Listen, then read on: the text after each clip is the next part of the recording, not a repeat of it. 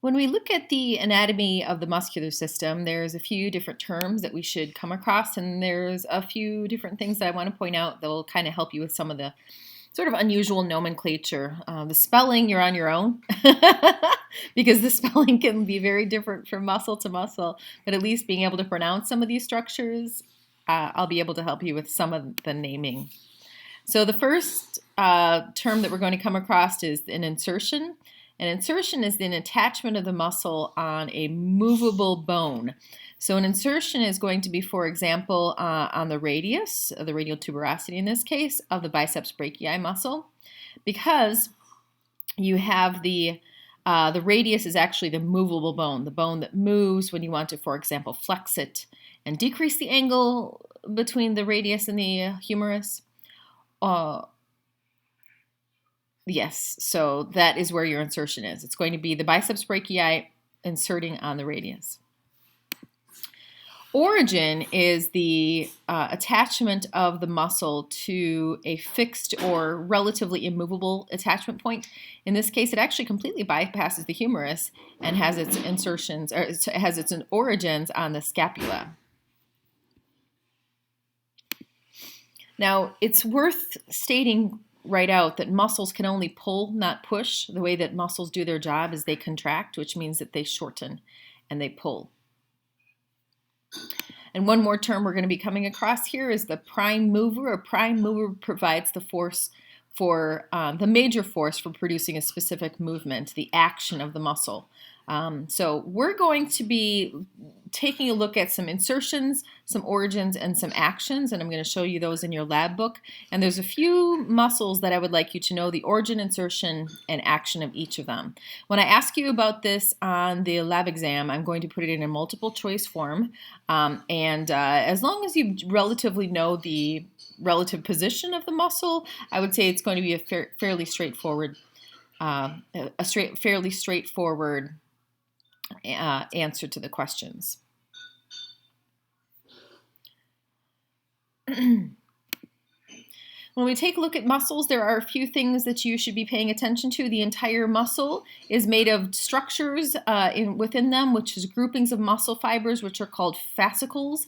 Fascicular arrangements are things that you will actually be able to see. Now, this is a muscle fiber, which would also be considered the muscle cell itself. So inside of a fascicle, you'll have a bundle of muscle fibers or a bundle of muscle cells. Now, when you're looking at an actual muscle, it's the fascicles that you're going to be able to see, not the muscle fibers themselves, which are fairly microscopic, but in fact, the fascicles you'll be able to see easily. So one of the ways you can identify different types of muscles would be the arrangement of the fascicles themselves. I'm not going to be going into a lot of detail about this, but it's something you might kind of want to watch for when you're looking at these models and you're trying to remember the muscles. You might be able to recognize certain muscles by their fascicular arrangement. You can look, if you look closely, you'll be able to see these little stripes along these muscles. Now, I want to talk about naming the muscles because the muscles oftentimes have what seem to be really complicated names, but if you can kind of break down the names of the muscles into something recognizable, that might be helpful. Now, one of the ways that we name muscles is by their location. So, for example, the temporalis muscle is located very close to the temporal region, or the frontalis or the occipitalis. These are in the frontal region and the occipital regions. The shape of the muscle, there's a few muscles that are literally named for the shape that they take on. The deltoid muscle being one. It looks like an upside-down triangle, like the Greek letter delta, deltoid, delta. Or the serratus anterior, that kind of looks like a serrated knife. Relative size. So there's a few, I think that in our lab, we're only covering we are covering two of them. There's a teres major and minor, and there's a gluteus maximus and medius. So basically these are two muscles that are in close proximity to each other, one of them slightly larger, one of them slightly smaller, and so they are named in relative size with each other. the direction of the muscle fibers themselves, but in this case, it's actually the direction of the fascicular arrangement. Sometimes, for example, a good example of this would be all of the abdominal muscles. The abdominal muscles are named the rectus abdominis. Rectus means up and down. So the fascicular arrangement this time is up and down.